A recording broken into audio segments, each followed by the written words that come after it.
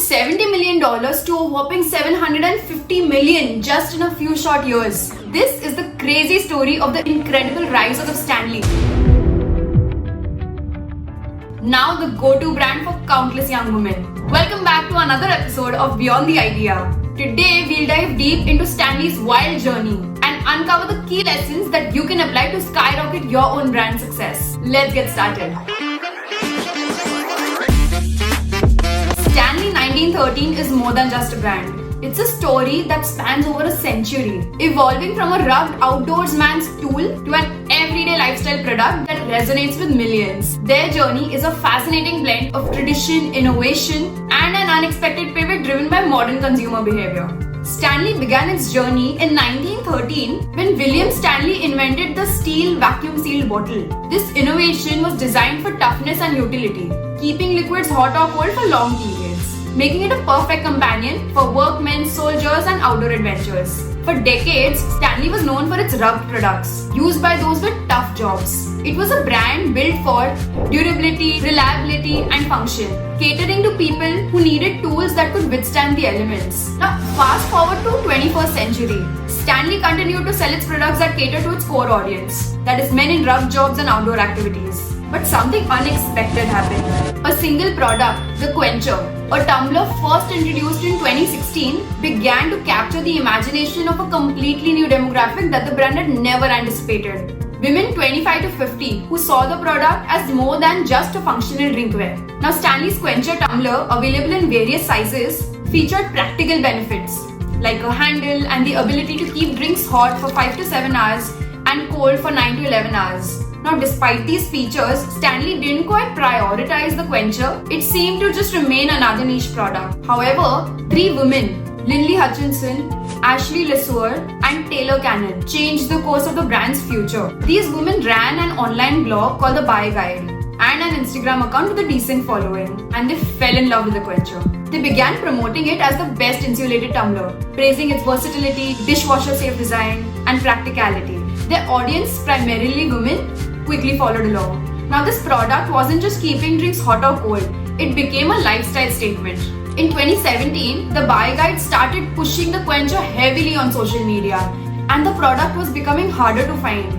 Because of the scarcity, it even seemed like Stanley might discontinue it. These women urged their followers to reach out to Stanley to save the product. The momentum caught the attention of a Stanley employee who advocated for the tumbler during an internal meeting. Now at that time, Stanley had never worked with influencers or dabbed into affiliate marketing. But the overwhelming demand sparked a radical shift. The brand saw potential in these passionate women who weren't just traditional customers, but had sparked a new interest in the quencher. Stanley offered them a whole partnership to continue selling the product. Now, taking a risk, the Buy Guide purchased 10,000 quenchers, which is obviously a huge quantity for a group of influencers who have no experience in sales whatsoever. But the gamble paid off. The first 5,000 units sold out in 4 days. The second batch of 5,000 units disappeared in just an hour. Stanley's executives were stunned. They had highly underestimated the power of their product. And more importantly, they underestimated the buying power and influence of women. Stanley's leadership, under the guidance of Terence Riley, then pivoted its strategy. No longer was the brand just for outdoorsmen. It became a part of the daily life of women balancing work, family, children, etc. Instagram posts featuring pastel-colored tumblers of women during yoga or friends out for a coffee walk painted a new picture of Stanley. The quencher became an everyday accessory, not just for hiking but also fitting into a busy lifestyle. Stanley listened to their consumers, like colors, patterns, aesthetics, releasing collections in vibrant hues, etched designs, and even limited edition collaborations. Social media played a crucial role, with TikTok alone amassing over 700 million views for Stanley Tumbler, all driven by user-generated content. Amongst others, it even did a special collaboration with Starbucks. Now, what makes the quencher so special isn't just its ability to keep drinks at a perfect temperature or its beautiful designs.